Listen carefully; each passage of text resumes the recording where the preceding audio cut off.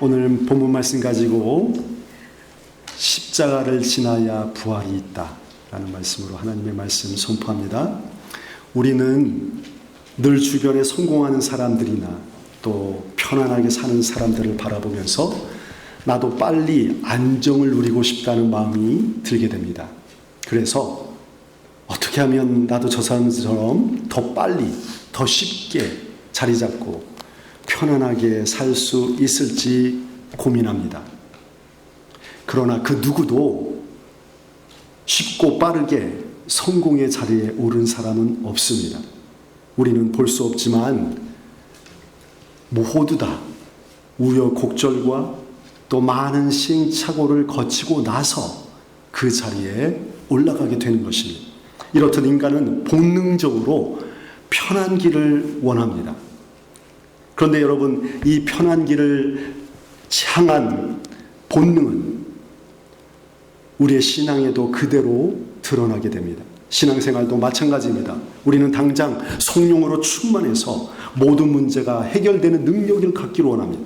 기도하면 하나님께서 나의 모든 고통과 어려움을 당장 자유케 해주시기를 바랍니다. 기도하면 무조건 응답되는 그러한 믿음 생활을 하고 싶어 합니다. 하지만 성경은 우리에게 말합니다. 부활의 아침은 결코 그냥 찾아오지 않는다는 것입니다. 십자가의 죽음을 넘어서야만 찾아오는 것입니다. 그런데 우리는 얼마나 자주 그것을 잊고 살아가는지 모릅니다. 여러분, 십자가 없이는 부활도 없습니다. 예수님은 결코 부활의 아침을 맞으려고 십자가를 피하거나 건너뛰지 않았습니다. 그 모든 고난의 순간을 받아들이고 참아내셨습니다. 그러므로 우리도 예수님이 지신 십자가를 지고 예수님을 본받아서 그 길을 걸어갈 때에 우리도 부활의 영광을 누릴 수 있는 것입니다. 십자가를 피하고는 결코 부활의 능력을 경험할 수 없습니다. 그렇다면 우리는 여기서 한 가지 질문을 하게 됩니다. 도대체 예수님은 그 고통스러운 십자가의 길을 어떻게 끝까지 걸어가실 수 있으셨을까요? 사실 우리는 조금만 힘들어도 피하고 싶어 합니다. 그러나 예수님은 우리가 피하고 싶은 그 길을 끝까지 걸어가셨습니다. 이 세상에서 조금이라도 편한 삶을 살고 싶어 하는 것은 우리 인간의 욕망입니다. 조금 더 눕고 싶고, 조금 더 놀고 싶고, 조금 더 쉬운 인생을 살고 싶어 합니다. 내 몸은 늘 안락 의자에 편히 쉬고 싶어 합니다. 여러분, 그러나 현실은 어떻습니까? 일주일 동안 쉼 없이 일해야 간신히 입에 풀칠할 정도로 힘든 것이 우리 이민자의 삶입니다. 이 세상은 결코 우리에게 완전한 쉼을 주지 않습니다. 여러분, 사람과의 관계도 마찬가지입니다.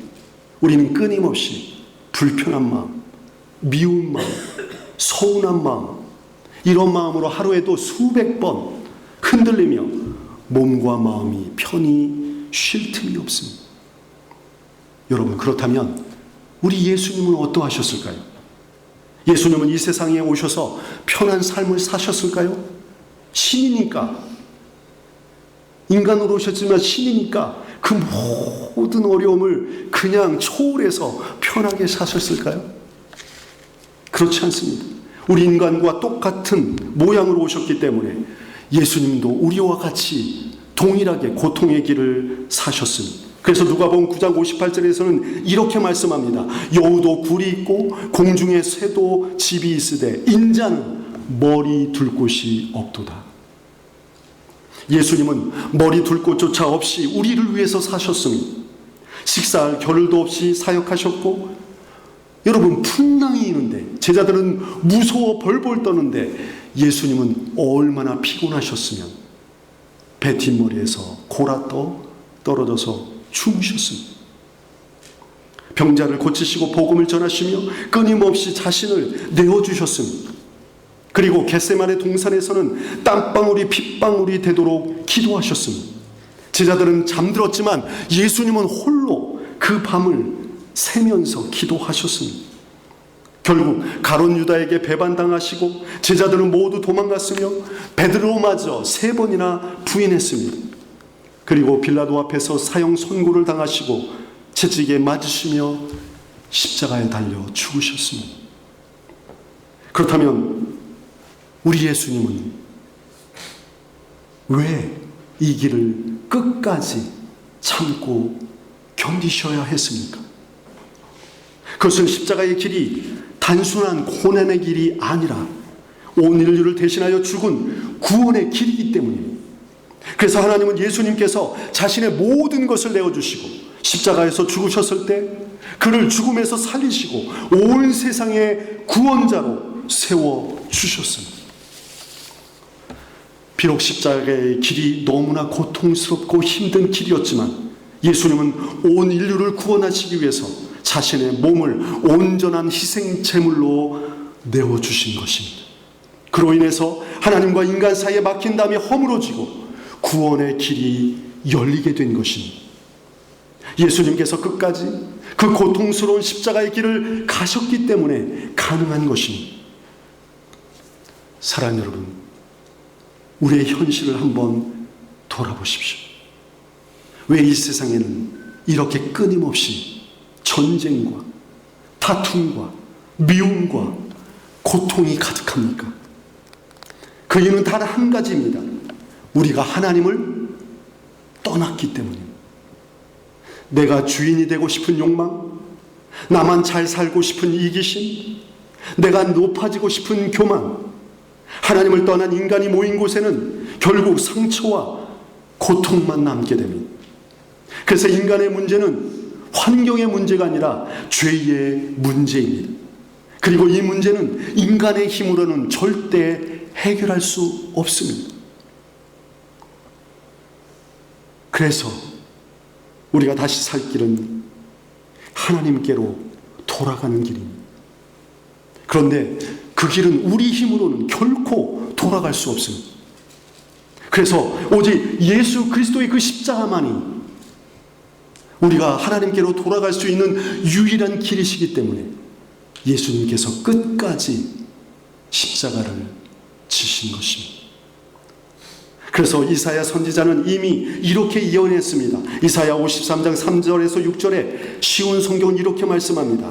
그는 사람들에게 미움과 멸시를 받았으며 아픔과 고통을 많이 겪었다. 사람들은 그를 바라보려 하지도 않았다.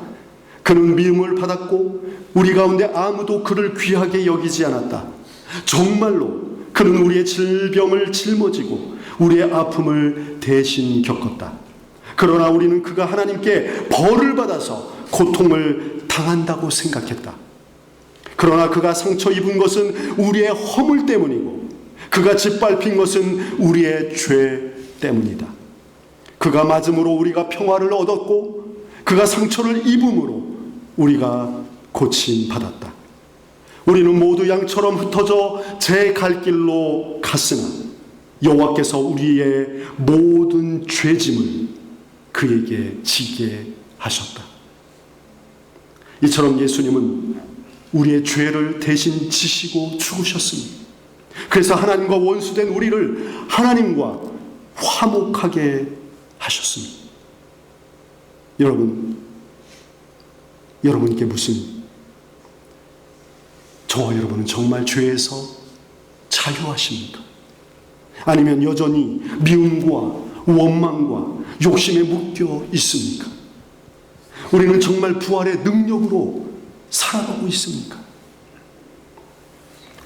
여러분, 십자가는 우리의 죄를 해결하신 사건입니다. 그리고 부활은 우리를 새로운 사람으로 살게 하는 능력입니다. 부활의 능력은 단지 예수님께서 살아나셨다는 사실이 아닙니다. 우리는 지금도 우리 안에서 역사하여 죄를 이기게 하는 능력이 부활의 능력인 것입니다. 넘어져도 다시 일어나게 하는 능력, 죄를 끊게 하는 능력, 절망 속에서도 소망으로 살게 하는 능력이 우리 안에서 역사하는 부활의 능력인 것입니다. 사랑하는 여러분, 그러므로 우리의 삶은 분명해야 합니다. 우리는 십자가를 붙들어야 합니다. 오늘 넘어져도 내일 다시 일어나 십자가를 붙드는 삶을 살아가야 합니다. 성령의 능력을 의지하여 내 안에 있는 모든 죄를 날마다 십자가에 못 박는 삶을 살아야 합니다. 오늘 이 성찬을 통해서 이 놀라운 은혜와 능력을 실제로 경험하는 시간이 되기를 바랍니다. 그리고 십자가를 붙드는 자만이 부활의 능력을 경험하게 됩니다. 십자가 없는 신앙은 능력이 없고 부활 없는 신앙은 소망이 없습니다. 우리를 사랑하셔서 죽기까지 자신을 내어주시고 십자가에서 죽으셨으나 사흘 만에 다시 살아나신 우리 예수 그리스도, 어린 양 되시는 예수 그리스도를 끝까지 의지하고 예수님을 따라 십자가의 길을 걸어가는 저와 여러분 되시기를 예수님의 이름으로 축원합니다.